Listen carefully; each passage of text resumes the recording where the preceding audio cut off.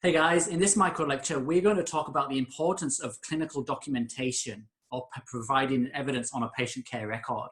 So everything that you do as a paramedic when it involves treating another human being must be documented appropriately, professionally, in a timely manner, in a manner that is legible, readable, and the information that you provide on that patient care record really does provide a basis for the summary of the care that you have provided to that patient. Anything you document will be stored for, I've heard figures from 10 to 20 years.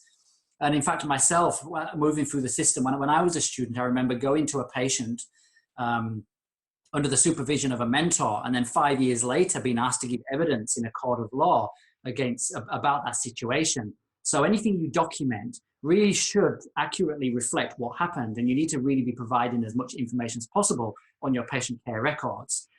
Now, when you're writing your patient care records, it's a skill that you're going to develop over many years. You know, we have students in the workshop and they have to provide patient care records for the cases that they've attended to in the simulated environment.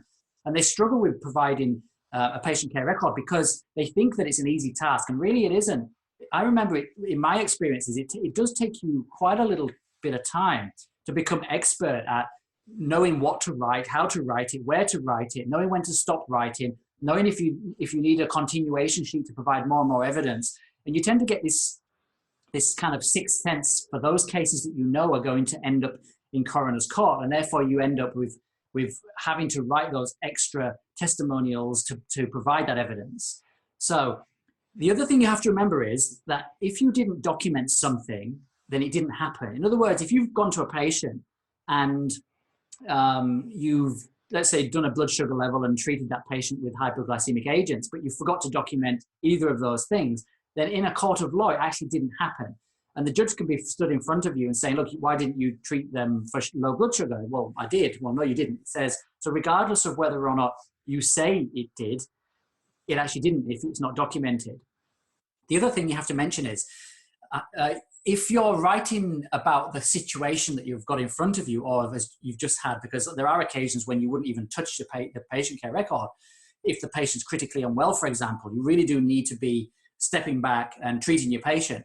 And then you've got to rely on your memory in case, or maybe you made some notes. So there's a couple of things you can do.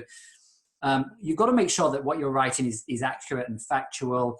And make sure that you're filling in all the boxes, because if you haven't filled in all the little boxes in a court of law or to your managers who are monitoring your patient care records, it might look like you're not actually caring too much about what you're doing. It looks like there's gaps in your care, even though you know that there isn't. And so does the people who are looking at that. But to anybody else outside who've got access to that, it might look like you haven't taken it seriously. So there's little things you can do, like if there's a box that's not relevant to you, you can cross through it and put not applicable or not relevant, something like that.